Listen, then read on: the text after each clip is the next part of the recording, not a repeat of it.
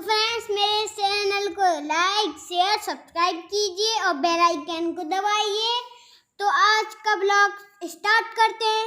Welcome back to my channel. Hello everyone, good morning. तो मैं बना रही हूँ आज लौकी के कोफ्ते और ये टाइम हुआ होगा वही 9-10 बजे का। तो लौकी छील रही हूँ मैं और मेरे बेटे को बहुत ज़्यादा पसंद है कोफ्ते, किसी भी चीज़ के हों, चाहे मलाई कोफ्ता हो, चाहे लौकी का कोफ्ता हो, चाहे कमल ककड़ी का कोफ्ता हो, मतलब कोफ्ता होना चाहिए, उसको बहुत ही पसंद है। तो आज देखिए, वैसे तो ये एक रोटी खाता था लेकिन आज उसने दो रोटी खाई थी, है ना। तो 2 रोटी खा ली थी। तो देखिए आज बना रही हूँ मैं लौकी के कोफ्ते। तो लौकी को मैंने कद्दूकस कर लिया है और अब मैं इसको उबालूंगी।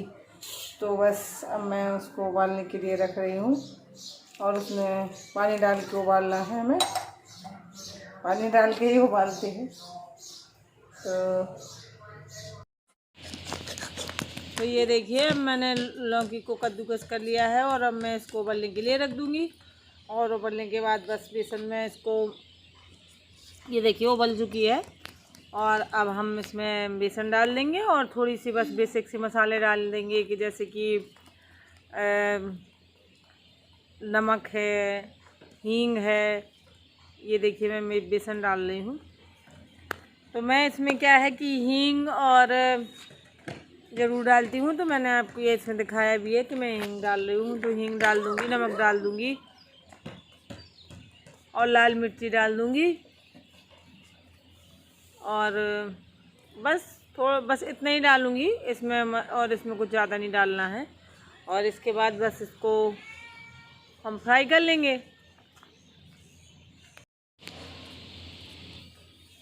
तो ये देखिए मैं मिक्स कर रही हूँ और इसके बाद मैं इसको ऐसे पकौड़ी जैसे बना लूँगी मैं, क्योंकि मैंने वैसे आप किसी भी शेप में बना सकते हैं, ज़रूरी नहीं है कि पकौड़ी जैसी बने या वैसे बने।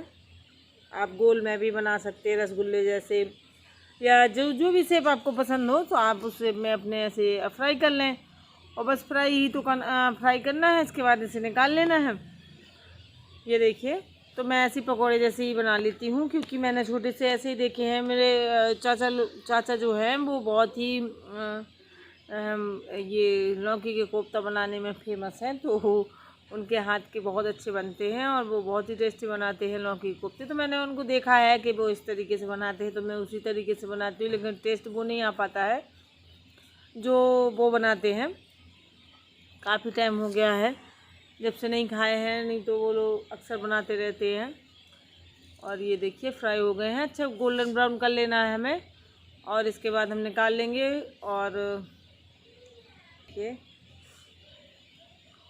और इसके बाद बस निकालने के बाद हम मसाले को फ्राई कर लेंगे। मसाले को फ्राई करना है और उसके बाद जब मसाला अच्छे से भुन जाए तो हमें ये डाल देना है। और क्या बेसिक सी सब्ज़ी बनती है, जैसे सब सब्जियाँ बनती हैं वैसे ये कोफ्ते बनते हैं, लेकिन संयोग को बहुत ज़्यादा पसंद है तो उसके लिए मैंने बना दिए थे।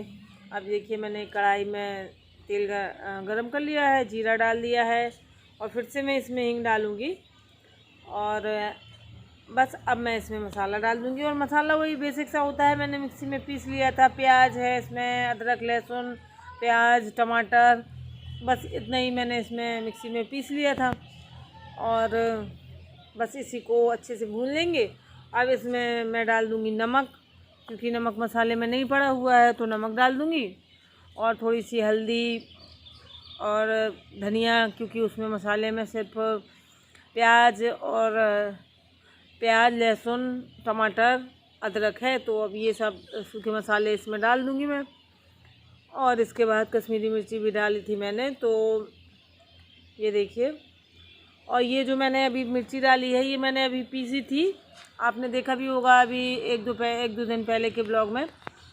तो मिर्ची मैंने घर पे ही पीसी थी। तो अभी फ़िलहाल में बहुत तेज़ मिर्ची है ये, तो थोड़ी सी डाल दो तो हो जाती है। और वैसे भी संयोग कम मिर्ची खाता है तो उसके हिसाब से बहुत कम डालनी पड़ती है। और ये अभी नई मिर्ची है तो मुझे इतना ज़्यादा अंदाज़ा नहीं था कि कैसी होगी क्या है, तो मैंने थोड़ी सी डाली थी। और ये देखिए अब हम बस इसको ऐसे भून लेंगे कोफ्ते को, और इसमें पानी डाल देंगे। आप जिस हिसाब से, जो लोग पानी, जैसे कोई ज़्यादा रसा सब्जी में पसंद करता है, कोई कम करता है, तो इस हिसाब से डाल देंगे। और संयुक्त तो कोफ्ता ही खाता है, रस कम खाता है, उसको तो कोफ्ते दे दो तो बस वो ऐसे ही खा लेगा। और ये देखिए बन के रेडी हो चुके हैं। अब बस मैं हरी पत्ती डाल दूँगी, और हरी पत्ती डालने के बाद बस कटोरी में संयोग को निकाल दूँगी, क्योंकि उसको ठंडी करना है। वो अब उसको तो चैन ही नहीं था, मैं बना रही थी तो उसको तो ये लग रहा था कि कब बन जाए, मैं कब खा लूँ। तो उसके लिए मैंने तुरंत जैसे ही बन के रेडी हुई तो मैंने उसके लिए कटोरी में अलग निकाल दी ठंडी करने के लिए। तो ये मैं उसी के लिए निकाल रही हूँ, और अलग रख दूँगी, फिर रोटी सेक दूँगी और उसको दे दूँगी। तो आज उसने अच्छी खासी रोटी खा ली थी। वैसे वो एक रोटी ही खाता है, एक रोटी से ज़्यादा नहीं खा पाता है संयोग, लेकिन उसने आज 2.5 रोटी खा ली थी। तो ये देखिए बन के रेडी है हमारी सब्जी, और बड़ी अच्छी पिक्चर आई है इसकी, देखने में बहुत ही डिलीशियस लग रही है। तो ये है मेरी अम्मा, जो आज मदर्स डे है, तो मदर्स डे को मैंने अम्मा की आपसे मिलवा दी अम्मा को। हाय एवरीवन, कैसे हैं आप सब? आई होप कि आप सब अच्छे होंगे, खुश होंगे। और तो यहाँ पे छत पे चिड़ियाँ बहुत ज़्यादा शोर करती हैं, तो आवाज़ में आप लोगों को भी सुनाई देगा। और आज है, तो आज मैं बोलूँगी कुछ उसके बारे में जिसके बारे में कोई नहीं बोल सकता है, शब्द कम पड़ जाते हैं। तो आज मैं कुछ कहना चाहूँगी अपनी माँ के बारे में, क्योंकि कल मदर्स डे है। तो हैप्पी मदर्स डे सभी को। और माँ के बारे में कोई ज़्यादा नहीं बोल सकता है, क्योंकि किसी के पास भी इतने शब्द नहीं होते हैं जो माँ का, अपनी माँ के बारे में, कि मैं माँ का बता सके कि माँ कैसी होती है, माँ कैसी नहीं होती है। मतलब मेरे पास तो शब्द ही नहीं है। और जब हम बच्चे होते हैं और तब हमें पता नहीं होता है, ना हम माँ को समझ पाते हैं, लेकिन तब समझते हैं जब हम खुद माँ बन जाते हैं, हमारे बच्चे हो जाते हैं, तब हमें पता चलता है कि माँ। फिर हमें एक चीज़ याद आती है, जब हमारे बच्चे हमसे नखरे करते हैं तो हमें पता चलता है कि हम भी तो ऐसे ही करते थे, तो हमारी माँ को कैसा लगता था। तो जब हम माँ बनते हैं तब हमें माँ की उसका एहसास होता है कि माँ ने हम लोगों को कैसे पाला, कैसे हमारे नखरे उठाए, कैसे अपनी परवाह नहीं की, क्योंकि वही सब अब हम लोग करते हैं।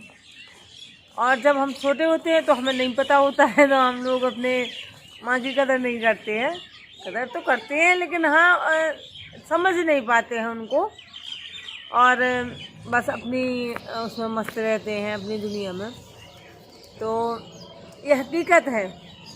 कोई भले कहे कि मैं, मतलब बचपन की बात कर रही हूँ मैं, फिर इसके बाद तो जैसे ही लड़की के लिए, तो जैसे ही लड़की बड़ी होती है, समझदार होती है, तो माँ दुनिया की सबसे अच्छी फ्रेंड होती है उसकी।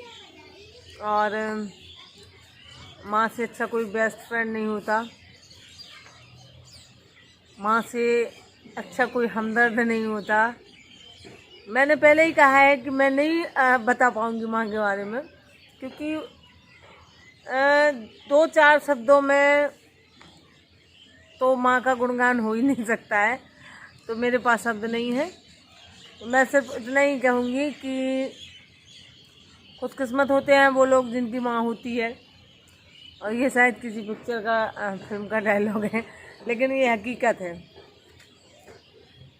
और देखिए, माँ बाप दोनों ही मायने रखते हैं बच्चे के लिए, लेकिन माँ से जो अलग ही, मतलब माँ से जो लगाव होता है, वो ऐसा नहीं है कि हम लोग अपने पापा से प्यार नहीं करते, कि पापा से लगाव नहीं है, पापा का ख्याल नहीं करते, सब कुछ है, पापा को भी करते हैं, लेकिन माँ से जो एक अटैचमेंट होता है हमारा बच्चों का, वो शायद उतना पापा से नहीं होता है। चाहे आप ये कह लें कि पहले थोड़ा सा दूसरे टाइप के विचार हुआ करते थे पापा के, मतलब जो पहले के पापा होते थे, तो उनके थोड़ी से विचार वैसे होते थे कि बच्चों से कम वो रखते थे वो लोग। उन्हें लगता था कि अगर बच्चों से ज़्यादा बात करेंगे तो ये बिगड़ जाएंगे या हमारी इज्जत नहीं करेंगे, ऐसा कुछ सोच होती थी उन लोगों की। तो वो लोग कम बोलते थे, डरा के रखते थे, मतलब सोच अलग होती थी। और आज बहुत ज़्यादा बदलाव आ गया है। मैंने देखा है कि ज़्यादातर जो अब आज के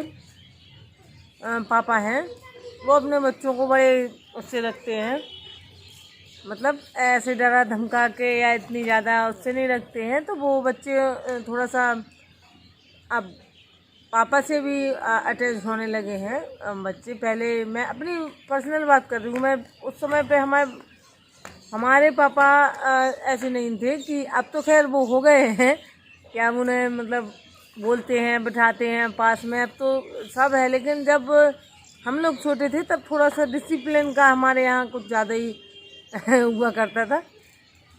तो माँ से ज़्यादा हम लोग अटैच रहे हैं, भाई भी और मैं भी। और पापा से थोड़ा सा डर के रहे हैं तो दूर दूर रहे हैं। मतलब जब पापा घर पे होते थे तो हम लोग अपने कमरे से नहीं निकलते थे। इस टाइप का रहा है हमारा माहौल। तो मैं कह रही थी, हाँ मैं मदर्स डे पे बोल रही थी और फादर के बारे में बताने लगी। तो मैं अपनी माँ के बारे में बता रही थी आपसे, अपनी नहीं सबकी माँ ऐसे ही होती हैं। तो हैप्पी मदर्स डे। वीडियो फिर से लंबा हो जाएगा, फिर आप लोग नहीं देख पाएंगे, बोर हो जाएंगे।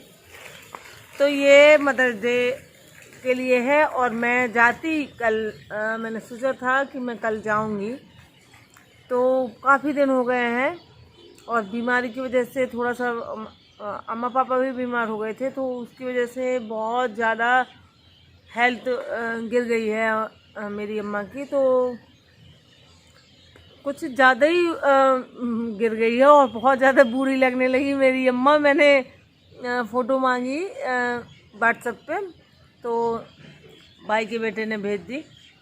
तो इतने दिनों बाद मैंने देखा तो मुझे लगा कि यार अम्मा तो बिल्कुल बूढ़ी हो गई, इतनी बूढ़ी हो गई, पता नहीं कैसी लगने लगी। बीमार नहीं है अभी, अम्मा पापा दोनों बीमार हो गए थे। तो अब तबीयत तो ठीक है, लेकिन अब जो जवान हैं, यंग हैं, उनकी हालत इतनी ख़राब हो गई, तो वो तो बेचारे बूढ़े हैं तो उनकी तो होनी ही थी।